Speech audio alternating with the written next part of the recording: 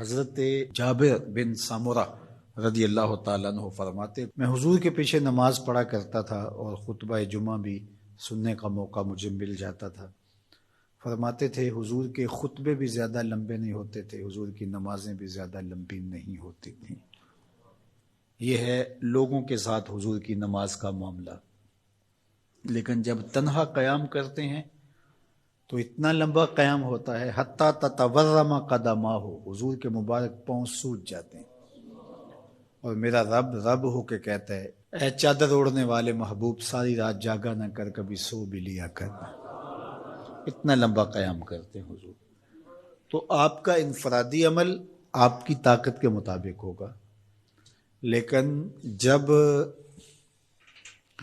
آپ لوگوں کو ساتھ لے کے چل رہے ہوں گے تو آپ پھر اس حساب سے چلیں گے، تو اس وقت آپ اپنی رفتار، اپنی طاقت نہیں دیکھیں گے۔ مشکل نہ کھڑی کی جائے، میں چل سکتا ہوں، 1 گھنٹے کا قیام کر سکتا ہوں، تو میں اپنے حساب سے سوچوں اور جو میرے پیچھے کھڑے ہیں ان کا نہ سوچوں، تو میں اس اہل نہیں ہوں کہ میں امامت کے مصلی پہ کھڑا ہو جاؤں، اس لیے کہ مجھے اپنے ساتھ کھڑے ہونے والوں کا خیال اور لحاظ نہیں۔ ہمارے دین نے ہمیں آسانیاں دی ہیں۔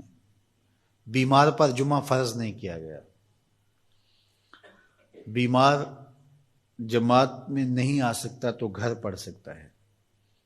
مسافر پہ جمعہ فرض نہیں کیا گیا، ظہر پڑھ لے گا، پڑھنا چاہے تو اچھی بات ہے۔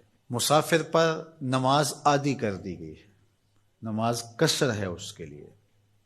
روزے میں اسے چھوٹ دے دی گئی ہے کہ وہ روزہ ترک کرنا چاہے تو کر سکتا ہے، رکھنا چاہے تو رکھ سکتا ہے، وہ اپنے سفر کا حساب لگا لے، اس کی صحبت کتنی ہے۔ اسی طرح اور بہت ساری چیزیں ہیں شریعت اسلامیہ میں جس پر ہمیں چھوٹ دی گئی ہے، ہمیں سہولت دی گئی۔ ہماری وہ چیزیں جو ہمارے اختیار میں نہیں ہوتی، ہمیں ان پہ پکڑ نہیں کی گئی۔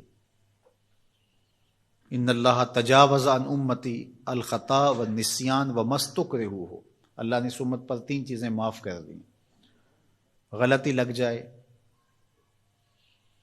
بھول جائیں، یا جس پہ آپ مجبور کر دیے جائیں، تو وہاں شریعت پکڑ نہیں کرتی، گرفت نہیں کرتی۔ تو آسان دین دیا گیا ہے جس دین پہ عمل کرنا ہمارے لیے مشکل نہ ہو، اور اگر کوئی اپنے طور پہ اس کو مشکل بنانا چاہتا ہے اور اپنے سخت مزاج کی وجہ سے اس میں کوئی چیز لانا چاہتا ہے، عبادات میں، اعتقادات میں، رویوں میں، طرز زندگی میں، انداز معاشرت میں، تو شریعت اسلامیہ نے اس کی نفی کی ہے۔